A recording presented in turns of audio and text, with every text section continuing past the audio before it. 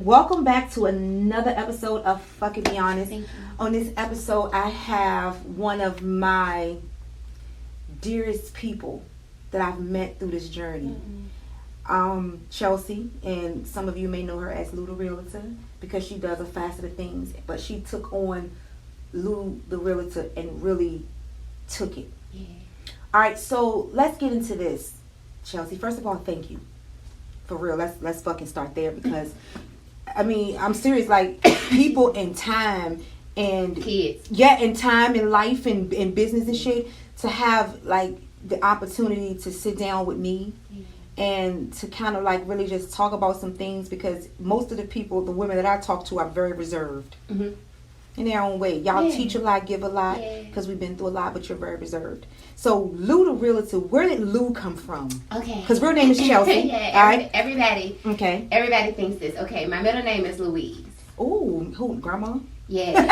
My mom was Cindy Lou. Oh, no. And I am Chelsea Louise. So Cindy Lou is like a cartoon, wasn't she? Yeah, it was like a cartoon, but I mean, it's country. So like when people... That's how it's two names. Yeah, when I go to church, it's like that Chelsea Louise or Cindy Lou. So probably about 15 years ago, you were there. I was Little Lulu.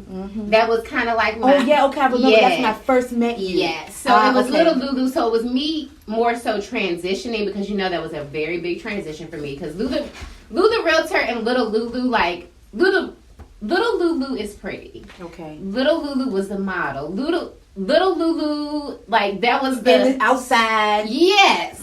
Because I never had to show, like, who I was. I never had to stand on anything. And I didn't have to prove anything. Okay. I was already getting my education. I got my undergraduate in 2012. I got my master's in business in 2016. So transitioning to real estate, it was kind of like, I gotta start talking to these people, and I don't want to tell them nothing about me. So are you more, would you call yourself an introvert in certain ways and an extrovert in some ways? Now, I will say I'm probably both in a sense. Because like, you know, when I got my game face on, or if I'm in public, like, I am very reserved. You are. Like, my reputation is everything to me. And it's just, you get to a point, and it could be the trauma, okay? It could be. It could be the trauma, but you get to a point where you realize how important your words are, and I'm not going to share them unless I have something to say. Yeah.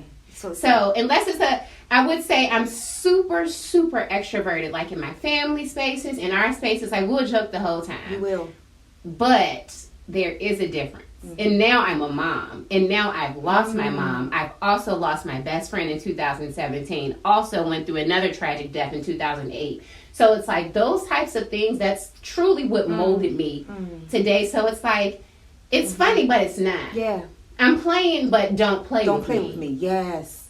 So in those transitions in your life of those losses, did they feel back to back to you? You know what I'm saying? Like, did it feel like, fuck, what the fuck is going on here? Vicki, it still feel like that. Because, I mean, right now... So your best friend... I'm sorry to cut you off. 2017. Okay. Tweety. You remember her? I remember you saying something to me about this and how that felt. You know, when we talk, it's really about makeup. Yeah. You know, I do your face and we rarely... It's like, it's life. Yeah. And, okay, so how was that... Because it was like, boom. But with your mom, you lost what year was this? 21. Wait a minute. Yeah. We haven't talked. Yeah. I mean, we've talked about mom. And we spoke about it, but 21. Do I remember talking about mom? And it couldn't have been, because it was COVID. I came to you, I think, after that. I don't even know if because we've talked about other things that I don't have to dive into. Yeah. But I don't know if anyway, I'm sorry for that. Whether we talked about it or not, I'm sorry for it. Yeah. So then mom was 21. Did you already have little man, right? Yeah. His name's True. Okay, so I'm going to tell you how God lines him up in my life. Okay. My mother was sick, and we didn't know. Because I was pregnant, it was COVID, it was 2020, and she was just saying, like, I'm losing weight. I've lost so much weight, and I was just like, okay, let's figure it out. So I didn't see my mom from December of 19 to September of 2020. Okay. So at this point, excuse me, I had a tickle in my throat. It's okay. You didn't know. Yeah, so I hadn't seen her until True was 3 months old, and it was September. When I left, I told my partner, I was like, I don't give my mom 6 months to live. figured out she had some struggles at that point. She was admitted to the hospital on January 31st of 21. Okay. No, or January 30th. I don't think it goes to 31. Okay. But January 30th is also my best friend's birthday. And they passed. That's the one that passed in 2017. So it was like, now, my mom was having literally seizures for 7 days. So, like, around February 7th, I got the call, like, okay, it's pretty much nothing else that we can do. Do you want to remove her? Do you want to keep her on? Let's talk about the quality of life. Yeah, I'm her only child. Oh, that's right, you are. Damn. Yes. So, I keep forgetting about your brother, but I get it. Yeah, because my dad. Yeah, okay, go ahead. So I was her only child. Okay, and that's tough. We removed her off of life support February 14th. Okay, So not only Valentine's Day, but that was the same day her and my dad got married, a month before I was born in 88. That was also the same day my son turned 7 months. 7 is the number. 7, yeah. She passed on the 19th.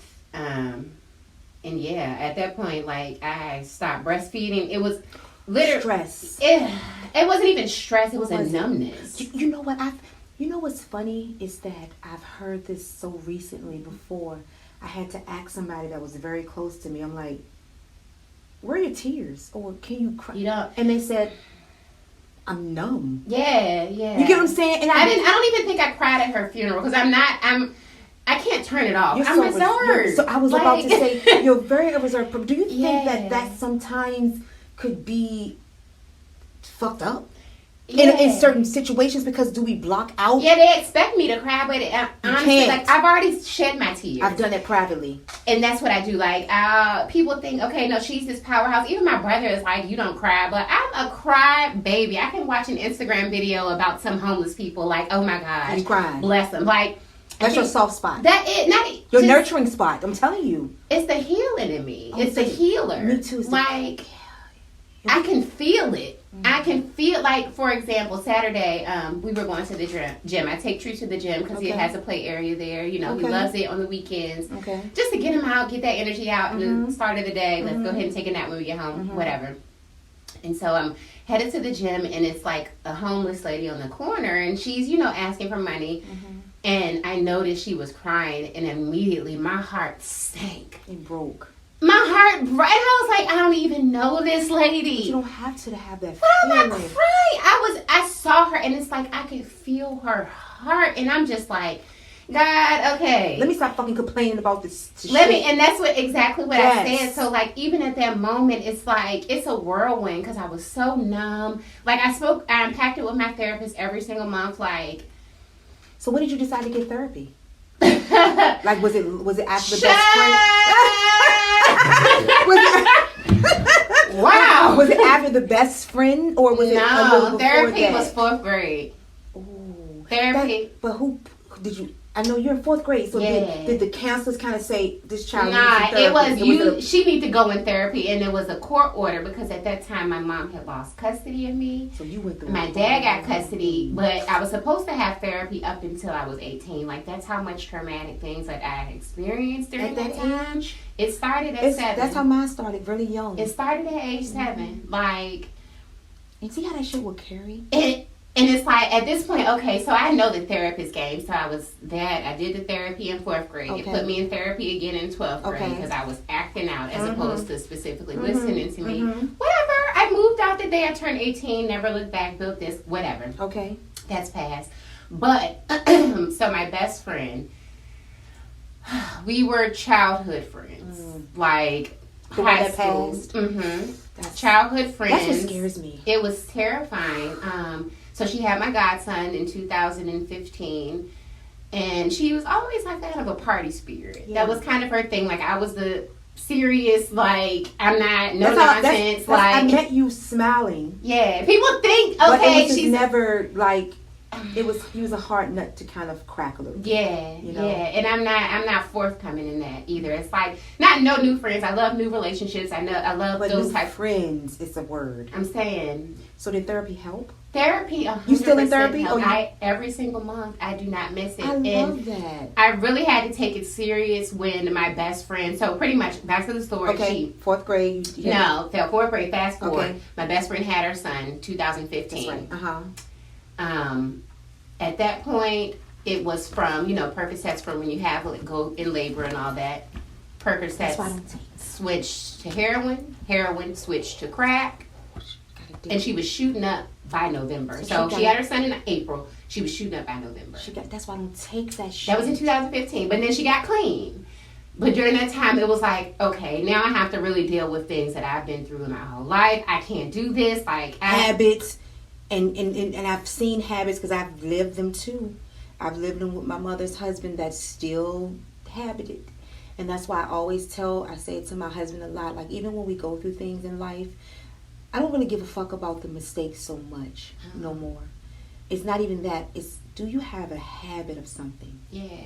What's your character like? My kids, and what is the habit? Because how I grew up, I can't take a habit. I'm terrified. So it's immediately, this is my best friend of childhood. Like, she went to ODU. I'm there every weekend. People think I'm at ODU because, I'm there every weekend. She was the one that made me shower when I lost my first love in 2008. Mm-hmm. Like, hold on, you left. Oh, I didn't even. So it just kept. Yeah, it. And I know somebody like that trauma just keeps smacking them with a death. With a death. Yeah. Okay, so. But I feel like during that death, it was the rebirth too. Of what? Of me. Okay. Because I truly had to heal. Not even in that moment. So when she started her habit, it's like, I'm getting my master's in business. I'm super ambitious. 27, making $70,000 a year. Yeah. Corporate card, making my own schedule. But it's like, okay, I need to go ahead and figure some stuff out. Like, I need to heal this now. And then when I had my son, no nonsense. So you had him in what year? 2020. 2020. Okay, so he was almost a year when mom died? 7 months on the day. So now I have a mother that's gone. I've been on my own since I was 18. Same. So how is, Child. And I was a mom. I got pregnant at 17. So I was a mom. I felt like I was 17 at 32. See what I mean? And we're going to jump into that. Because that's a thing to kind of figure out where the fuck am I right now. Mm-hmm. Because your 20s, But that wasn't even me, though. In 20s, I had to be responsible. Me too, but it still was like, it was just up and down for me. Yeah. Then my 30s was like, all right, time to get it, but I'm losing. I don't know what the fuck is going on here. This transition. Now my 40s is like, don't fucking play with me. Yeah, and I'm there. See, so I feel like mine was on a more of an accelerated scale. Okay. Because it's like between not even 18 to now, but I've literally had to grow up since I was 7. Yeah. 7 years old, I remember situations that I shouldn't have been in. 7 years old, I remember talking to God, talking to my grandmother that had just passed away, I'm going to need y'all. So all your significance is just like, whew. Like, far as, and I'm telling you, it's crazy. I even think about Meg Thee Stallion. I don't give a fuck how she raps and how much money she has. Yeah. I think about, damn, no grandmother, no mother, no father. Like, all you got is the people that you believing in. I got myself.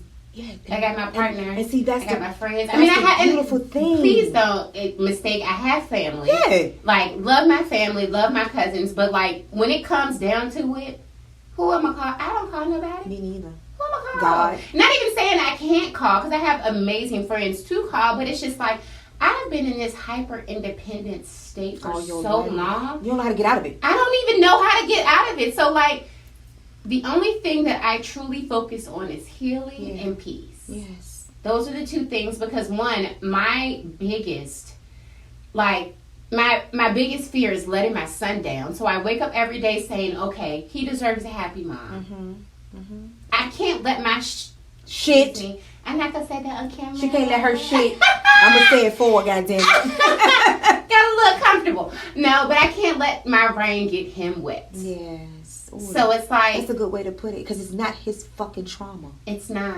And I think that's what it's not. So many of us we've carried our parents' trauma. Why the fuck we didn't get it? We have a choice. But why do we hold on to it for so long? Because we don't know how to let it go. Because we don't even know that we're. But what are we ashamed it. of? Girl. You got women they holding shit for their husbands, for their friends. Unwrap my goddamn bondage. Yeah. When I tell you unwrap my bondage, Vicki, unwrap your bondage. And Chelsea, unwrap your bondage. And that's the only thing therapy does. It tells you and shows you it's you. It's your ass. It's not it ain't your mama. else. Because I'm gonna tell you but why. You. Your mother and father, if you think about it this way, they're human. They got a fucking life before you came out of her goddamn Girl, body. And they had a life when I had. You get what I'm saying? They had a life while you were here too. You feel me? Like I've watched it. I've watched my family dynamics spiral. I never knew what the dynamic was of keeping a family together, which could be a gift and a curse. Because a lot of times we take a lot of shit. Oh, because I'm not gonna have a broken home like my family. No, fuck that. It's broken healthy when it ain't healthy. It's already broken.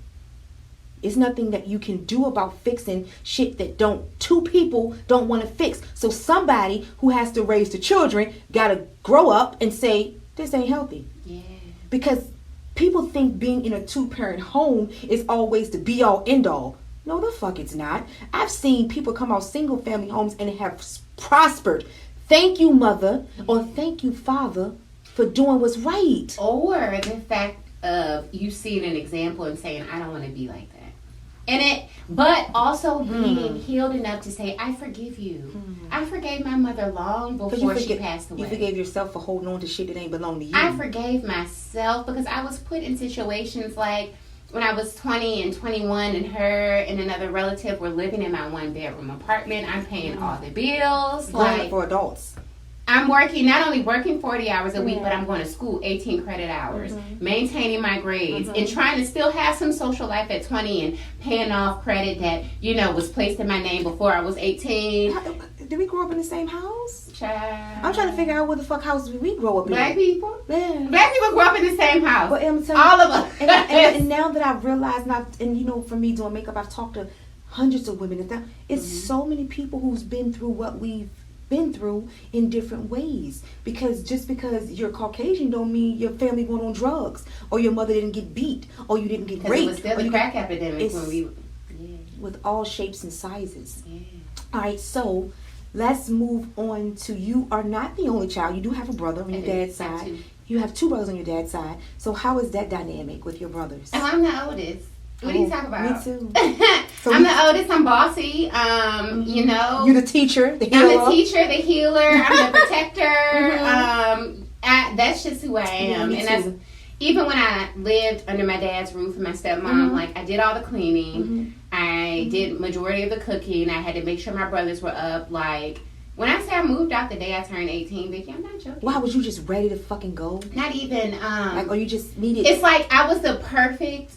Not even the perfect child. Okay, looking back, I'm sure it was some type of flaw. But like I had to be under the circumstances that you was damn good. That's what I say it all the time. I didn't have nobody to watch over me. I could have been in the streets. I could have had the biggest drug dealer boyfriend. I could have dropped out of school because no eyes were on me. But my and they were on me. God was. Now I can't even say that because my dad and my stepmom, they were super strict, but That's it's like you guys don't listen to me. Ooh. And I never wanted to be there in the first place. I would have rather went with my mom because by the time you're 8 or 9, you're already raised. That's what I tell people. You think these kids don't know what's going on? Yeah, you're already raised by 8. Your principles are already set. Your morals are already in. Like, of course, you have some, growing to do. But at 8, you've seen so much at our age. And like my mom set the bar really, really high before she started, going on her life. Mm-hmm.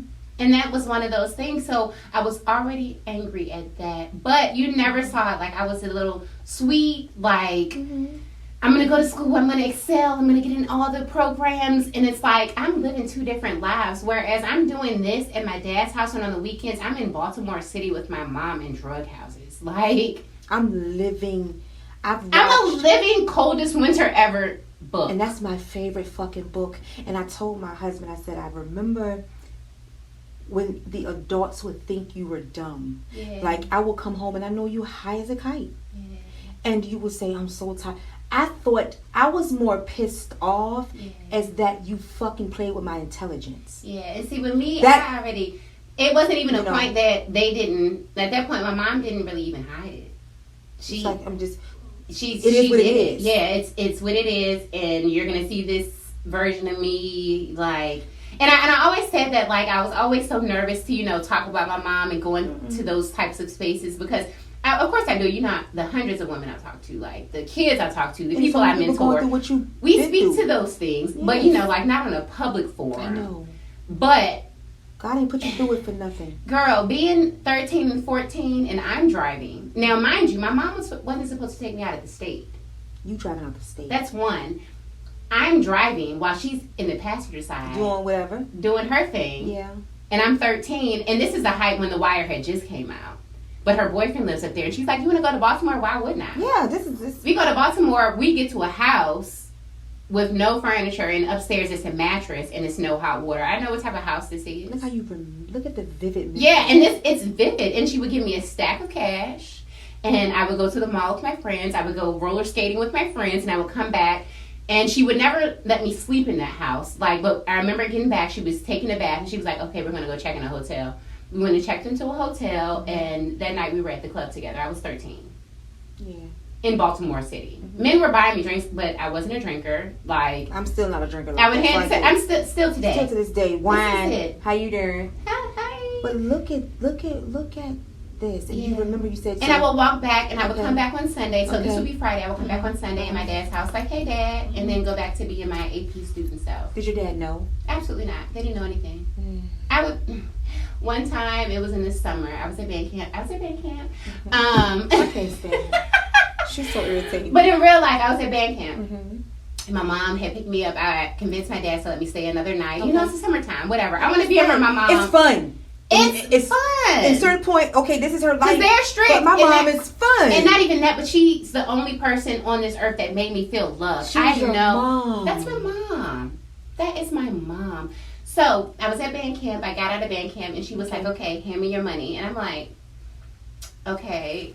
So at this point, she has to flip my money because she has to pay for her hotel. Remember, she didn't live here, so she had to pay for her hotel and pay for her habit. So y'all was still in and give Baltimore? me money. She was. Okay, but she came down. That's right. Okay. Like, she'll come down to visit from time to time. Okay, got it.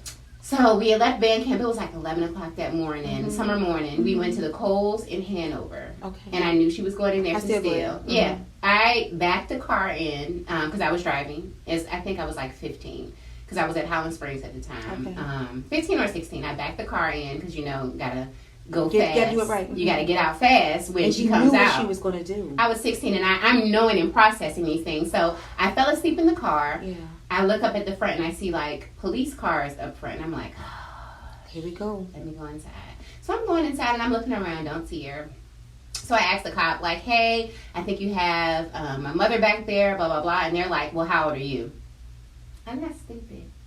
Mm-hmm. I'm not stupid. I said, "Oh, I'm 18." Because, I mean, I'm 5'11" by this point. Oh, then you driving. You already talking. I'm driving. Yeah. I'm not giving no ID. Okay, yeah. And I didn't even say I was driving because I knew, like, they was going to try to. I know in your mental, you're like, I'm saying I'm 18. I'm grown. Why do I know these things first? But it's like I said. Street smarts. Yeah. The fuck we got. Having my mama, she gave me all Chelsea, let me tell you something, though. Girl. And I'm going to tell you this before you finish. Everything happens not to us, but for us. For us. The street smarts is so important for a fucking female. I didn't even know that I had it at the time. It's like I'm just living. It's just natural. Quick, yeah. The cop was like, "How old are you?" I'm like 18. Mm-hmm. They were like, "How'd you get here?" I was like, "My cousin dropped this off. I gotta go call her and let her know she's locked up." He was like, "What's your mom's name?" And I was like, "Would she tell you her name was?" Exactly. Why is that like that? Street smarts. You had no other choice. So basically, they locked her up. She was going in there to flip her money. I didn't have any money. It was no gas in the tank. And her boyfriend and my other family member, they were at the hotel in Petersburg or something like that. So you're in Richmond, they're in Petersburg. Yeah, we're in Hanover. Oh, that's right, Hanover.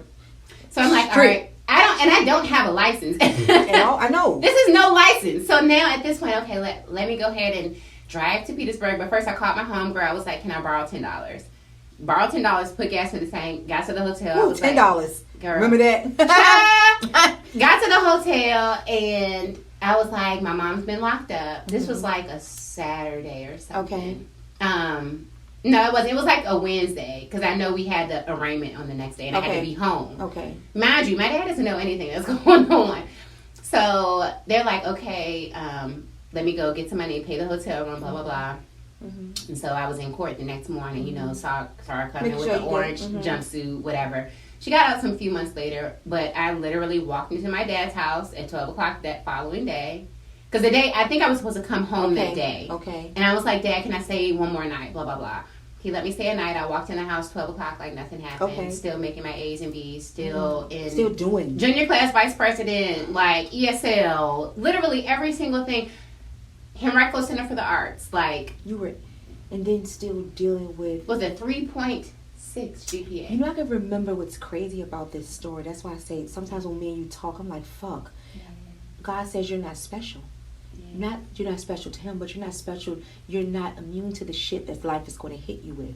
And the reason why I say this, I can vividly, like you're talking, that remember all of the shit that I had to sustain. Yeah.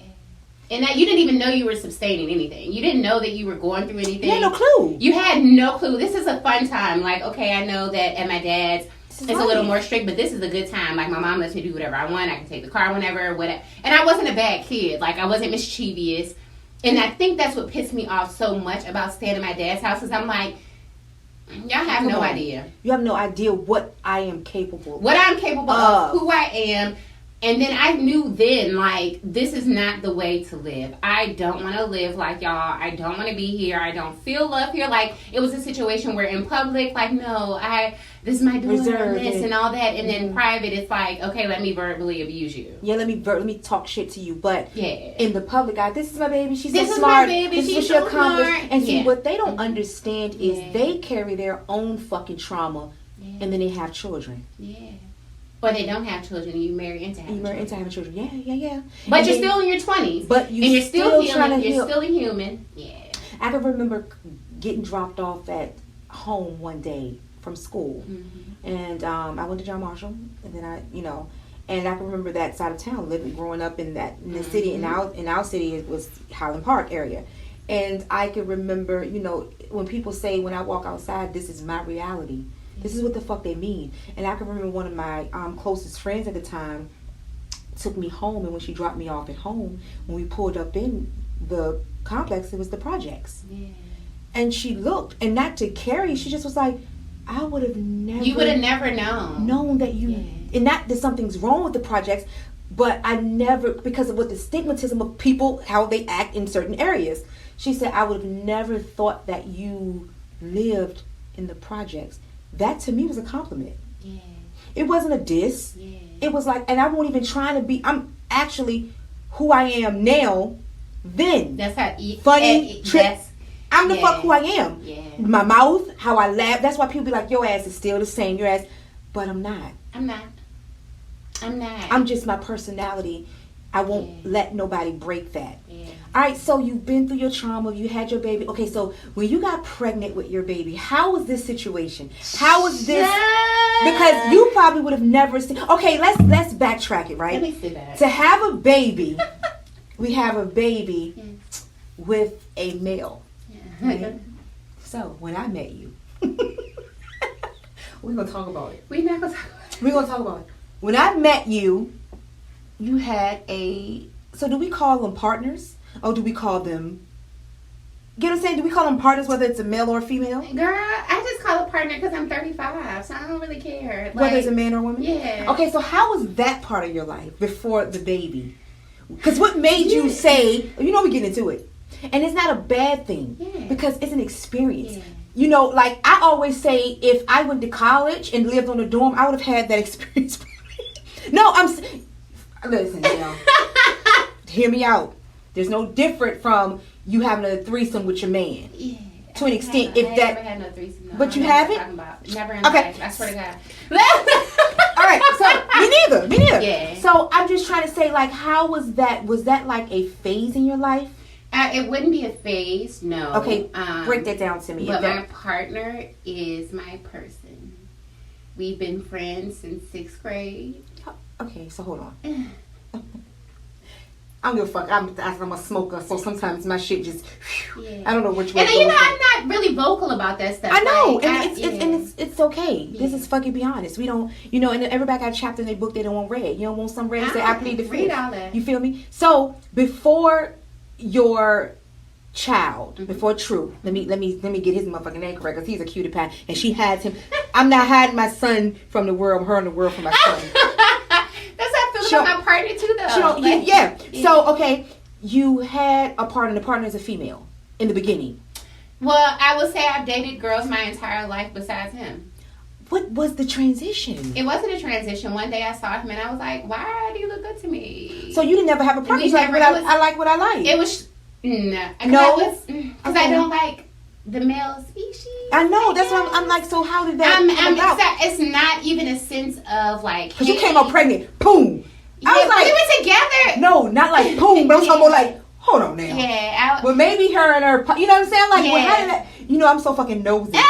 And when you came in the chair, you was like, Vicki, yes. Like, bitch, what happened? Yeah. Okay. Because it really wasn't a transition. I just saw him one day because he was literally a man that has always loved me. Ooh, really? From not in a platonic way. It was no like we didn't have any sexual relationship. Like I wasn't attracted to him. He was from here. Yeah, we went to middle and high school together. I know y'all traveled a lot in that sense of being before you was pregnant. About the time you were. 6th grade, he said his first day of school. Someone stood up and said, Chelsea. "Who is that with the like?" Something. Yeah. At that point, we were in 6th grade, and I stood up and I said, "Why does anyone have to bribe y'all to do y'all work? It's our only job." Girl, get out somebody's business. And that was me. And he was like, "Oh, she's annoying." And then 11th grade, we sat beside each other every single day. 11th grade, so you was friends through high school. What high school? Through high school, Highland Springs. Y'all went to Highland Springs? You went to Highland Springs? Okay, cool. All right, so that. But you didn't have a child. No. I didn't have a child until 2020. So I was in a. Your little you was doing your thing. Yeah, I had my relationship, and it wasn't even doing my thing because I had like 4 relationships. Like that's it. It was out of your before him. Was it all females? Mm-hmm. Okay, so it was never a male species. Yeah, like high school and stuff. Yeah, but like not like out of high school. Yeah, no. Oh, so this is new. Okay, so how did that make me? I saw him one day and I said, "Dad, you look good." Okay, and I love you. And that's a fucking free bird right there. That's a free spirited. That was the story, and it was about. I think you is fine. Because I never saw him like that, and I'm like, why is he looking good to me today? What is going on? Ew. But because we went through all those phases together, like we weren't truly friends. Like we knew intimate details of each other's lives, and it's like one day I saw him, and I was like, I'm seeing you a different way. In a different light. And men do that same thing. Yeah. We were friends for so long, but now I'm seeing you as an adult woman. Yeah, and that's how I viewed him as. Because then it was like, this is my best friend. Like, I love... And even in his high school, adult life, early 20s, all that stuff. So we got together. It was 2015. Okay. So, 2015. So, before we had True, we were together for like 5 years already. Okay. So, at that point, it's just like, he's my person. It's not a girl, a boy, or who do you want to date. One, watch your mouth. Yeah. Hello. Let's talk about that shit. Watch your mouth. Watch your mouth. But in real life, I just have so much respect for him. Okay. I have so much respect, so much admiration for him. It's hard to even put into words. Him and my son are my sacred spaces. So were you guys in a relationship when you had him? 100%. Oh. We were together for 5 years by that point. Wow. And no one knows. Like, people don't know the dates or any of those. I can tell you one thing. I've never, and I'm not that nosy, you know what I'm saying? But I'm nosy. Yeah. But I've never seen, and I've seen like photos and shit, because you're very private. Yeah. But we'll talk like, this is him, this is, because your baby, like I've seen the photo of True before he was even like. You saw him when he was in my stomach. Yeah, you was like, nah, you know what I'm saying? So when that, for 5 years, because I remember you was doing like a long distance thing for a minute, right? Yeah. So what transition, because y'all no longer are together. Oh no, we're still together. You're still together? Still together. And is he still away? Yeah, still. How does that work? It's so amazing. So do you, really? So you don't consider yourself a single mom? No. Not at all. I have a partner, 100%. Like, he's in it. Anything that I need. Along with the fact that we're together probably 2 to 3 weeks out of the month anyway. Okay. Whether we're down there or he's up here. But it's like, people ask, how do you make it work? Yeah, I really want to know this. It's not even at making it work. Like, the respect level. Okay. Like, you don't get to touch me. I belong to him.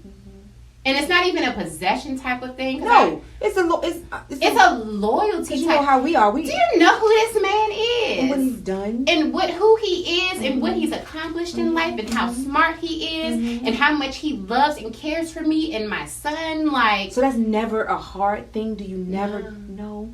I will feel like, and that's why I say it all the time on this platform. I say, you can't say what somebody else can make work, girl, because you know everybody. Well, y'all need to get married, or no, why y'all? And I got somebody right now who's been together. If you listen to our last podcast, they have no feel of getting married. And I mean, one day it's not even going to say that, like, but it's not the forefront. Marriage is not be all in all. And I say, you know, a lot of times when women think about marriage, you don't even have the capacity to take care of your boyfriend. Or yourself. And do you even have the energy to be all of that for someone else? Can you really, really, really release all of your trauma and all the shit that we deal with to say, because that's an extra step. Yeah. And to me being his girlfriend or his wife, I still gotta do me. Yeah. I still have regardless to of be that me. ring or I'm not a wife. Like, and I say that a lot. I'm those things, but first I am Chelsea. Yeah. Right after that, I'm Lou the Realtor. Then, now Lou the Realtor and Mom kind of like goes hand in hand because it's very much work. It's very it gives work, but. It's just one of those things, like, it's so crazy because people, I know they're wondering. I know what does Chelsea do or what? Because I don't have time. Like, I'm not here to prove nothing to. Did you ever feel like you had to? No. And never in a sense? Me neither. Since 4th grade. Me neither.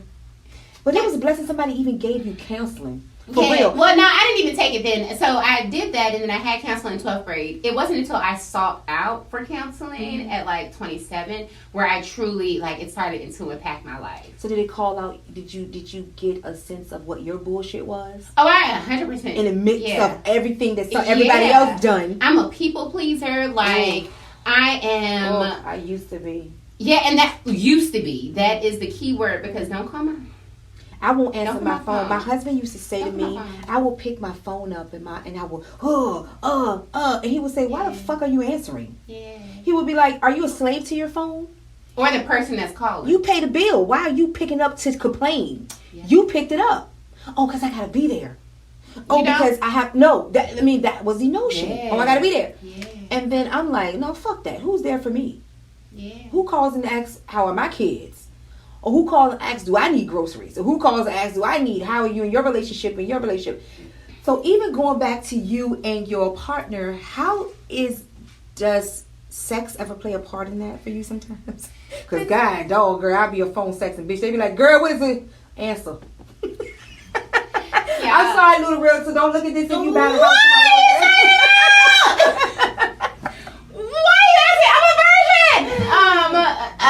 Okay. So how does that go? Let's talk to the women who's in love. Vicki! I don't give a fuck. This is Fck It Be Honest. I mean, they're in love and they have a long distance relationship and they got people in their ear. It won't work. Oh, you have to do this. Oh, I don't give a fuck. But what if he's doing this? So I'm sure I put it out my mother-in-law. I do it to my mother-in-law. I love you. Take it out. I love you, mother-in-law. We're not gonna edit. Don't worry about it. She still sells houses really nice. I watch her. Okay. All right. So tell me, how does that work? How does that work? Lou, you can't leave me. How does that work, Chelsea? Like, is it ever a moment that you're like, fuck, I wish he was here tonight? Oh, I mean, I can get on the plane and go if I want to. Like, okay. Because you're always on a fucking plane. Yeah, so. Like I see him 2 to 3 weeks out of every month. Like, we literally just got back home last Friday. Okay. And he comes home, too. Yeah, we were there for a week. He'll be home probably in a week for the next 3 weeks. But the space is healthy, too. I love the space. I don't understand why people think that space is not They're like, no, healthy. You need someone there. And I don't But sometimes someone always there, the shit don't even fucking work. And let me tell you, a woman with motion, a woman busy that is busy, I don't need that every day. Talk about it. I know that you love, respect, honor, and you care if anyone is to, like, no one's ever going to be in a position to be like, oh yeah, your man was no. So was No. there ever a rough patch? Never. Never. Not one. And how many years it's been now? 8. It's beautiful. Never a rough patch. No infidelities. No mishaps. No hiccups. Nothing. If that you want it, can go feel, get I mean, it. little shit that you can feel like, You but know my nothing nerves. that makes you, But it's not. I am head over heels in love. So when people are I'm in my so happy inbox, for you. like I don't care about that. Men are saying, "Oh, well, you're gorgeous," and I'm Thank you. screenshotting it and You heard sending what it Young to him Miami said, bitch, I know. and block or don't reply. Or like, don't it's reply. And that's what I say, because let me tell you, they are going to try their hand. And I'm not Bitch, we can go to Wawa to get a fucking coffee and somebody is opening the door. Do you want to date? You want to kiss? You want to hook? So we're not. That's not something that we jump for.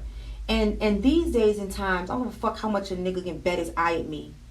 Bet your eye. I got so much substance. That's the least. That's the fucking least. What are you that I'm talking looking, about, that I'm looking bet? for, or inboxing me, or bringing me a drink. I don't even trust your drink. That's number one. Sweetie, and bring then me $600,000, and then maybe we can have a conversation, and I'll reel my partner in. Like, hey, this is what we doing. What you thinking? What are you thinking? Because see, and I always, like I tell my husband, I say, you got to listen to the words that people speak. When they say all trust, that means nobody No one.